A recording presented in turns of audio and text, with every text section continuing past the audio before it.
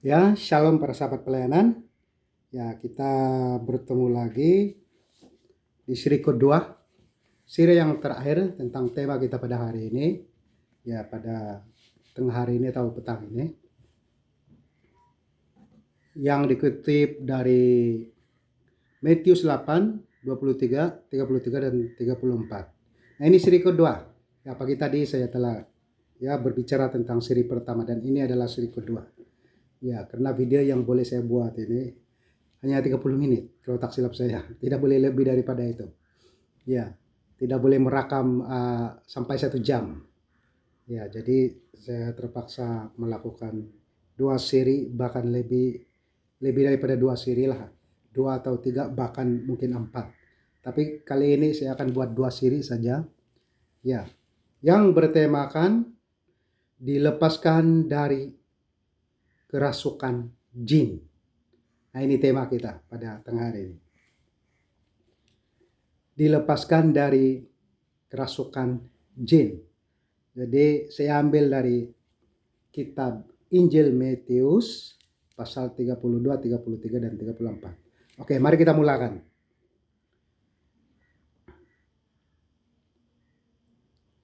Yesus berkata kepada mereka, "Pergilah, lalu keluarlah mereka dan masuk ke dalam babi-babi itu. Maka terjunlah seluruh kawanan babi itu dari tepi jurang ke dalam danau dan mati di dalam air. Maka larilah penjaga-penjaga babi itu dan setibanya di kota diceritakannya segala sesuatu juga tentang orang-orang yang kerasukan setan itu. Maka keluarlah seluruh kota mendapatkan Yesus, dan setelah mereka berjumpa dengan dia, mereka pun mendesak supaya ia meninggalkan daerah mereka." Nah, saudara yang saya kasih dalam Tuhan, ya pada tengah hari ini dan pada hari ini ya kita mengupas firman Tuhan yang ya begitu baik ceritanya, ya, dan saya percaya ini banyak di antara kita di sini yang pernah membaca kisah ini, tapi saya percaya banyak juga yang ya menafsirkan, ya mungkin ada perbedaan sedikit, tapi saya percaya bukan semuanya terlalu jauh perbedaannya. Ya, cuma tafsiran, ya ada orang yang boleh sampai ke pengertian yang sebenar, ya sesuai dengan sejarahnya, ya sesuai dengan kata orang kristologinya, dan sesuai dengan ya penafsiran. Nah, itu pun menurut karunia dan pendidikan yang dialami oleh para penafsir maupun para pembaca, ya, dan siapa saja yang mengutarakan perkara ini, ya. Jadi saudara yang saya kasih dalam Tuhan, mari kita melihat firman Tuhan ini.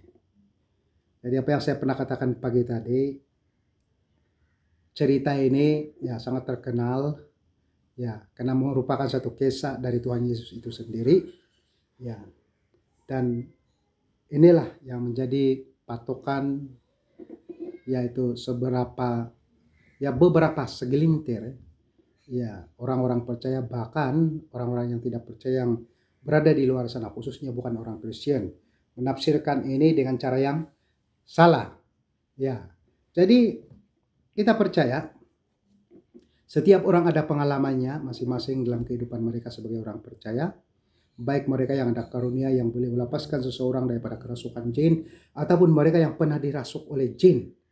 Ya, nah, jin dalam arti kata lainnya roh-roh kegelapan, hantu, setan, iblis, cembalang, ya, dan macam-macam lagi, ya, gelar-gelar kepada mereka nih.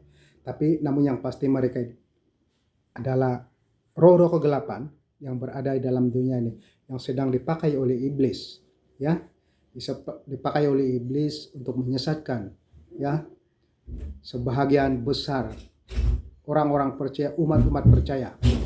Ya, dan itulah yang telah terjadi kepada setiap mereka ini.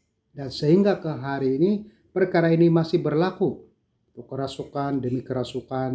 Nah, ini merupakan pelayanan daripada iblis itu sendiri untuk menunjukkan kekuasaannya, menyesatkan manusia dengan cara untuk ya memutarbelitkan kebenaran. Jadi iblis juga boleh ya mendatangkan mujizat, kesembuhan daripada orang yang sakit. Nah, iblis juga boleh ya melakukan mujizat. Bahkan iblis juga boleh menyamar seperti Tuhan. Nah, jadi apa yang kita lihat dalam firman Tuhan ini, konteks di sini ini ialah cerita yang sebenar tentang apa yang telah terjadi di dalam ya situasi yang berkaitan tentang kehidupan Yesus itu sendiri. Nah, apa yang kita lihat di sini ini di ayat 32 ini ya Yesus berkata kepada mereka, "Pergilah." Lalu keluarlah mereka dan masuk ke dalam babi-babi itu. Maka terjunlah seluruh kawanan babi itu dari tepi jurang ke dalam danau dan mati dalam air. Nah, sekali lagi saya katakan di ayat yang ke-32 ini, ya, babi-babi yang dianggap haram, yang dianggap penyembahan kepada Satan, iblis, ya, babi-babi yang dianggap kotor, babi-babi yang dianggap ya kerasukan, ada setan di dalamnya, sampai orang beranggapan bahwa apabila ya seseorang makan babi, orang itu akan kerasukan, sebab jin atau setan daripada babi itu ya akan masuk kepada orang yang telah memakan dia. Ya, ada banyak tafsiran tentang perkara ini, banyak ideologi tentang ayat ini, sehingga kan ya haram dia bukan saja bersifat jasmani, juga ya bersifat rohani. Ya, begitu dalam sekali haram dia. Ya, jadi kita masih berbicara, apakah itu kerasukan? Ya, tentang makanan. Ya, sebab sebenarnya kan kerasukan ini tak boleh diidentikan dengan babi. Tiada kaitan dengan babi pun sebenarnya. Ya, tiada kaitan dengan babi pun. Kalau kita menyusuri sejarah dia ini pun, ini cerita sudah 2000 tahun yang lampau, di zaman Yesus. Dan apa yang dikatakan oleh firman Tuhan di sini cukup jelas ayat 32 ini. Ya, seluruh kawanan babi itu dari teping jurang ke dalam. Dari tepi jurang ke dalam danau dan mati di dalam air. Itu mati di dalam air. Dan kita percaya memang ada setan di dalam air, sehingga hari ini betul. Sebab air juga tempat tinggal setan, iblis-iblis, ya apa-apa jenis setan, roh-roh kegelapan, mereka juga berada dalam air, tapi tidak boleh juga diidentikan karena babi ini, karena cerita ini. Ya, jadi memang ada berbagai-bagai kisah dan saluran dari mulut ke mulut, dari mulut berbagai-bagai ya pengkaji, ya baik itu dalam dari segi agama atau cerita rakyat dan sebagainya, ya tidak boleh juga kita mengambil itu dan dimasukkan dalam kitab seakan inilah ceritanya. Ya, tapi apa yang kita paham, kita percaya ya memang ada roh-roh jahat di dalam air itu. Dan juga kita percaya memang ya iblis juga boleh masuk di dalam tubuh binatang. Ya, tetapi tidak boleh juga kita hanya mengatakan hanya babi saja yang dirasuk oleh iblis. Tidak juga. Ya, dirasuk oleh iblis. Apapun binatang boleh dipakai iblis. Ya, seperti Tuhan yang memakai keldai. Ya, keldai boleh bercakap, memberi nasihat kepada seorang nabi itu, Bilaim kalau tak silap saya. Dia selalu melakukan dosa. Ya, kalau tak silap saya dosa yang meminta rasuah kah? Kalau tak silap saya. Ya, yang boleh dipakai oleh orang-orang yang tidak mengenal Tuhan untuk melakukan kejahatan. Diberi nasihat oleh keldai dan itu yang membuatkan Bilaim. Ya, nabi ini bertobat karena diberi nasihat oleh keldai dan Tuhan memakai mulut keldai itu berbicara kepada Bilaim. Nah, dari segi cerita ini kita tahu Tuhan juga boleh masuk di dalam binatang. Ya, di dalam binatang ya untuk memberi nasihat atau mengingatkan manusia kepada sesuatu perkara yang tidak benar. Begitu. Nah, akhirnya apa yang kita ketahui pada saat ini,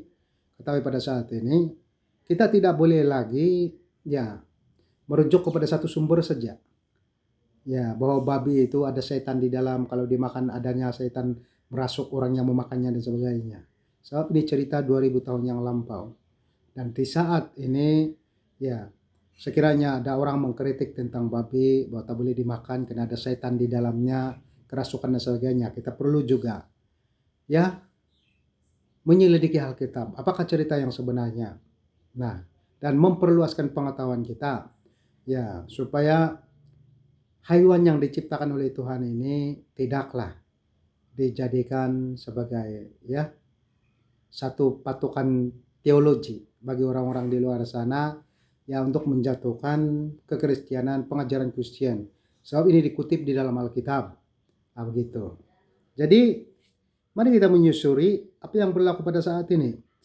Pada saat itu, sebab sesuai dengan apa yang dikatakan oleh firman Tuhan ini, ya, iblis di sini sebenarnya mereka tidak dapat berbuat apa-apa tentang diri dia. Dia tidak boleh merasuk di mana-mana sebenarnya, ya, apabila dia berdepan dengan Tuhan. Dan dia tidak boleh merasuk di dalam diri Tuhan Yesus itu. Ya, seperti sedia maklum yang kita tahu, Yesus ini adalah manusia suci, kudus. Dan kalau kita memiliki tubuh seperti itu, saya percaya iblis juga tidak boleh masuk dalam tubuh kita. Baik dalam pikiran kita, baik dalam hati kita. Karena kita dikuasai oleh firman Tuhan, dikuasai oleh Roh Kudus. Nah, Yesus ini dikuasai oleh Roh Kudus atau Roh Tuhan. Dikuasai oleh firman Tuhan. Dikuasai oleh kehidupan yang benar di hadapan Tuhan. Dan sebab itulah Yesus boleh memerintahkan iblis ini atau legion ini keluar daripada manusia itu, atau daripada dua orang yang kerasukan itu. Keluar. Ya, sebab sesuai dengan cerita ini sebenarnya bukan dua orang saja, banyak kerasukan sebenarnya. Ya, sebab tempat itu memang keras. Ya, setiap kali ada orang yang lalu di situ, ya mungkin orang-orang yang dirasuk ini kan sesuai dengan cerita, ya, para bapak-bapak gereja, ya, sebab kalau kita mengkaji Alkitab ini ada satu kerasukan, ini ada dua kerasukan, ya, itu bukan bertentangan sebenarnya. Tapi kita harus paham penulis ini orang yang berbeza. Ya, orang berbeza. Jadi orang yang berbeza ini mungkin penglihatan saya, pengamatan saya, tafsiran saya, penyelidikan saya pada jam 1 lain. Datang lagi seorang hamba Tuhan ini jam 2 dia datang dan melihat lagi situasi itu.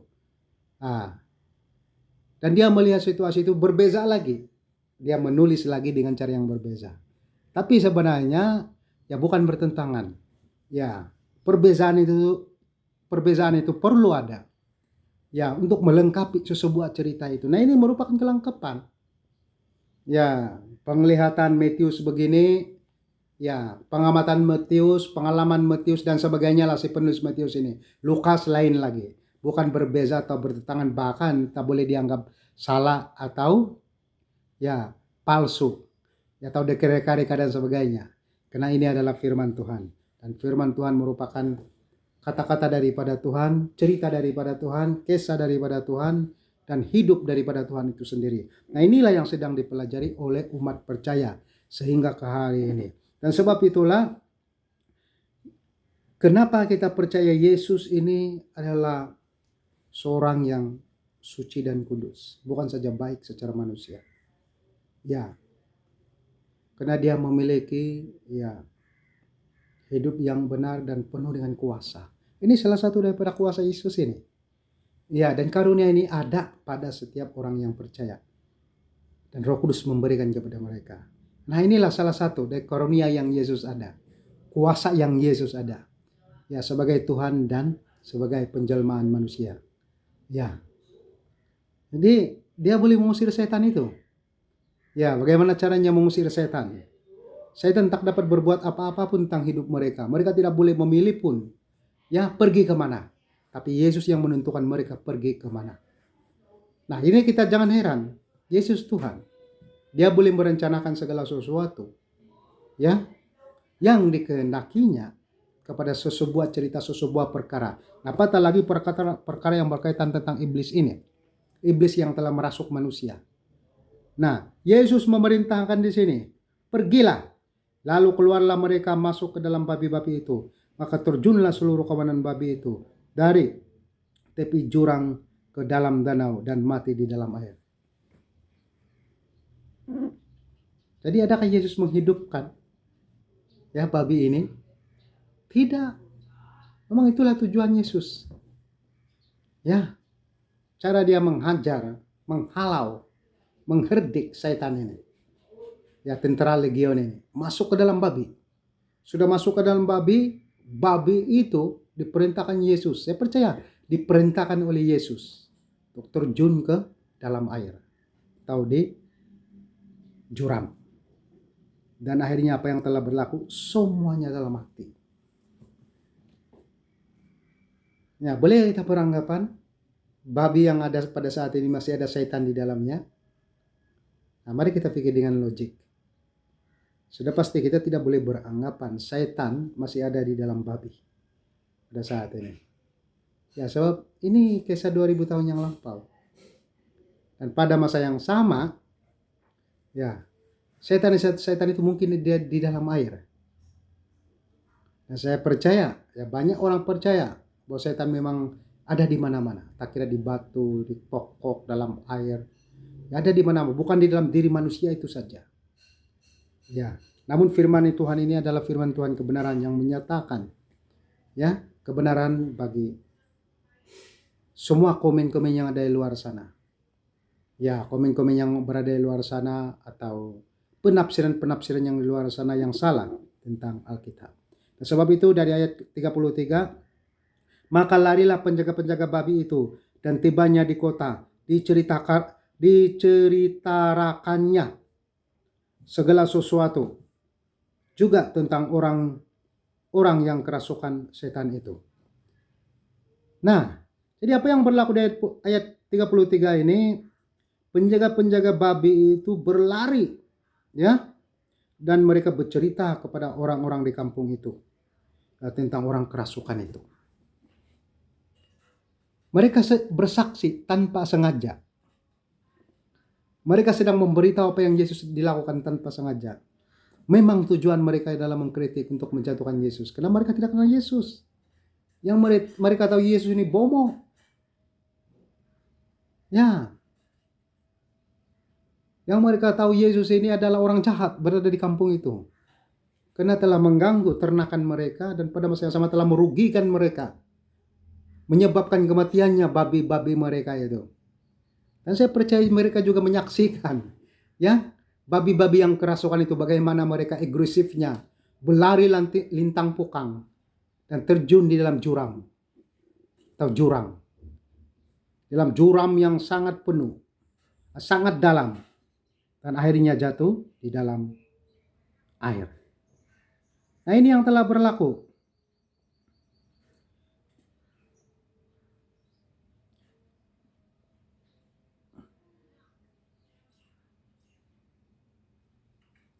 Ini yang telah berlaku setelah mereka terjun di jurang ke dalam danau, ya, ke dalam danau dan mati di dalamnya. Jadi inilah yang telah berlaku, dan apa yang telah berlaku pada masa itu, ya, Yesus dicop sebagai seorang pomo. Ya, dicop sebagai orang yang pemuja setan dan sebagainya. Sebab di masa itu saya percaya pemberitaan kabar baik Injil belum disampaikan keseluruhannya dalam daerah Gerasa itu. Jadi dari sinilah pemberitaan itu dikenali. Pemberitaan Injil itu dikenali. Ya, dan saya percaya memang ya banyak orang yang menyangkal Yesus, menganggap Yesus bomo dan sebagainya, tapi ada segelintir daripadanya percaya bahwa Yesus ya adalah nabi atau rasul atau orang baik, bahkan yang dekat, lebih dekat lagi saya percaya mereka juga percaya Yesus adalah Tuhan dan juru selamat pribadi mereka. Jadi ada memiliki tahap demi tahap di sini.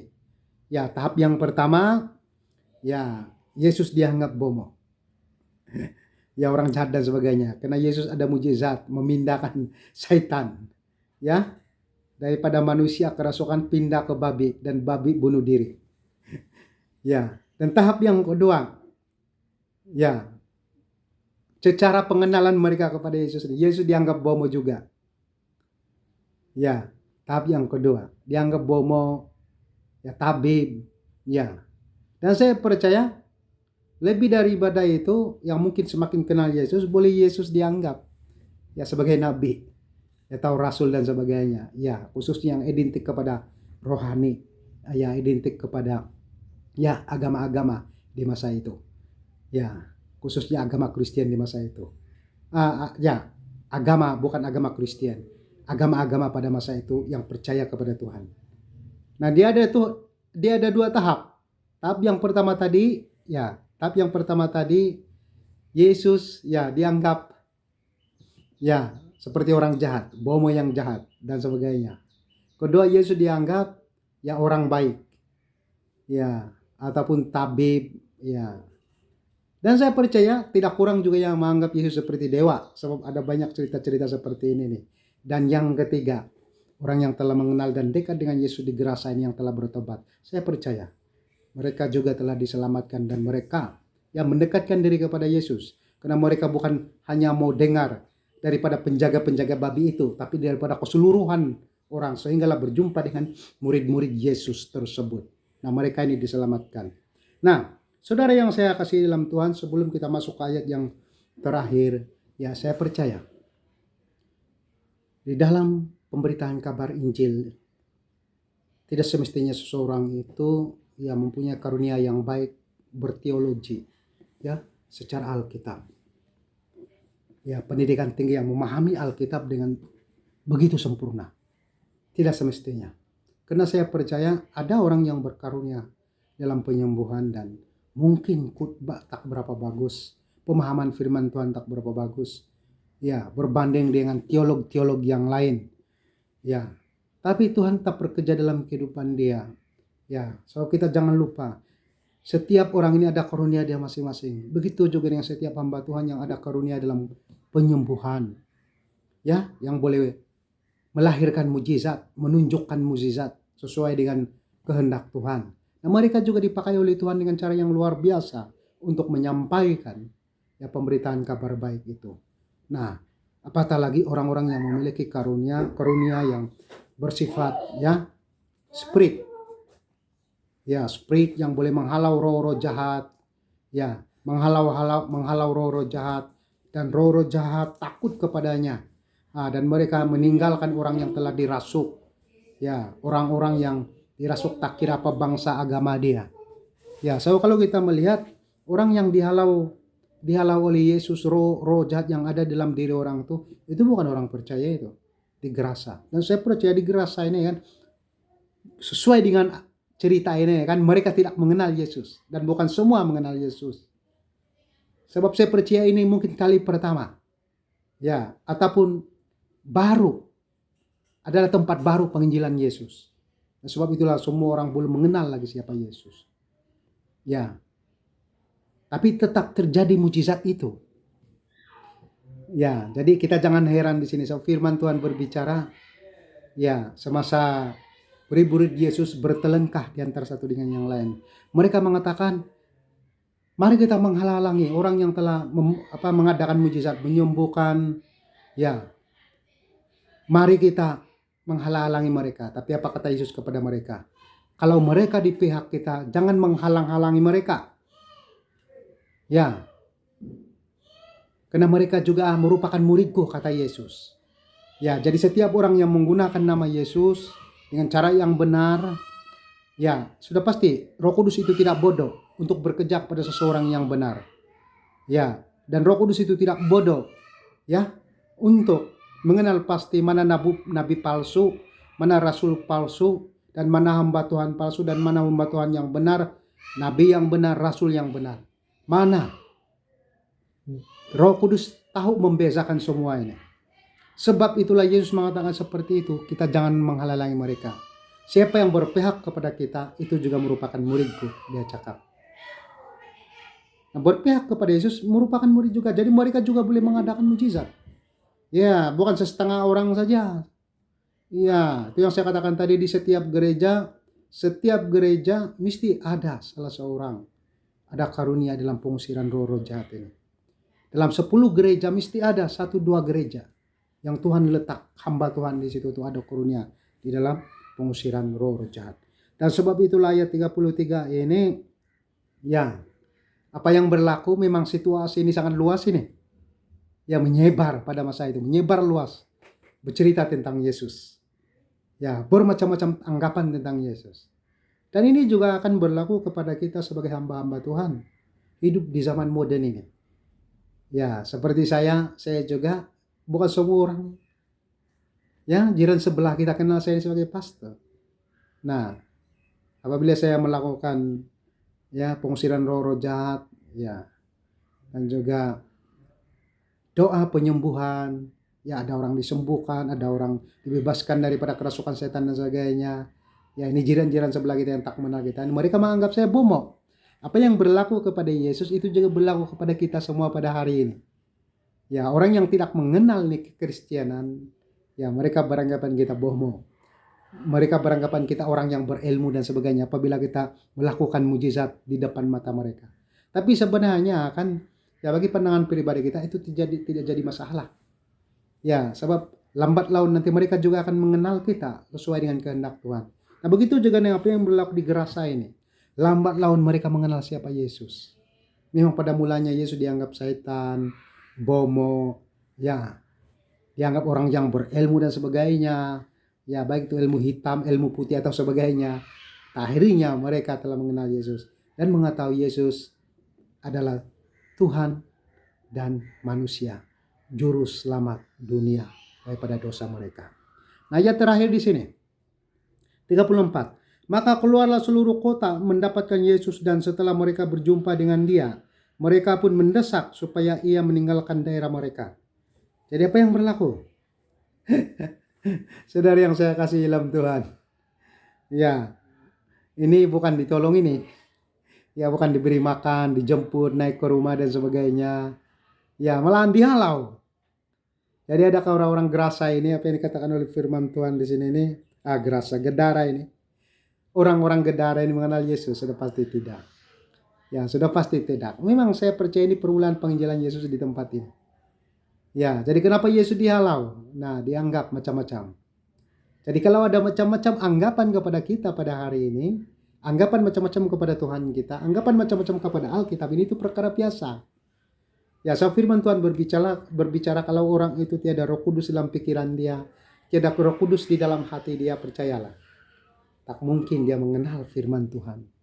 Tak mungkin dia mengenal kekristenan. Tak mungkin dia mengenal Yesus secara pribadi. Tak mungkin dia mengenal Roh Kudus. Kalau Roh Kudus tiada dalam diri dia. Nah, penyangkal-penyangkal yang berlaku di zaman Yesus ini, ya, saya berani mengatakan yang pertama mungkin mereka bukanlah orang yang sudah dipilih sejak semulanya, atau mereka ini sudah dipilih sejak semulanya tetapi belum mengenal Yesus dengan lebih dekat lagi. Nah, ini perkara-perkara biasa berlaku dalam kehidupan orang percaya. Ya, permulaan orang akan menolak kita. Lama-lama orang akan menerima kita.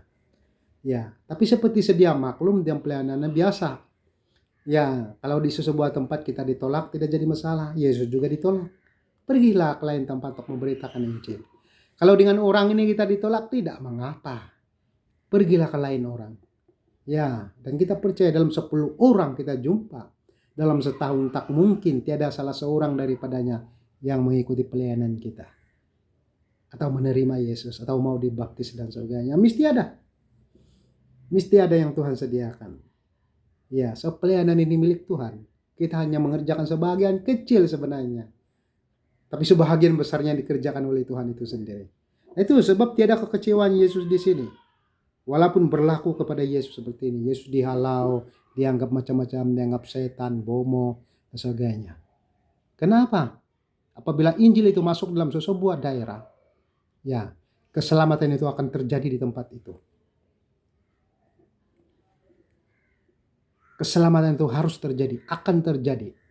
Tidak mudah-mudahan, tidak mungkin. Karena ini merupakan pekerjaan Tuhan. Yesus sendiri memulakan pekerjaan ini, pelayanan ini. Ya, kepada sesebuah tempat ke sesebuah tempat. Nah, ini salah satu daripada tempat Gedara ini. Ya.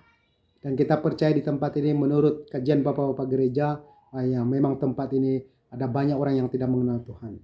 ya penyembah-penyembah berhala, ya pekerjaan-pekerjaan yang mistik-mistik semua ada di kawasan ini.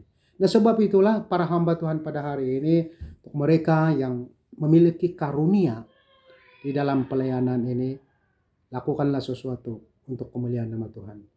Karena Tuhan sangat baik dalam hidupmu dan Tuhan memberkatimu.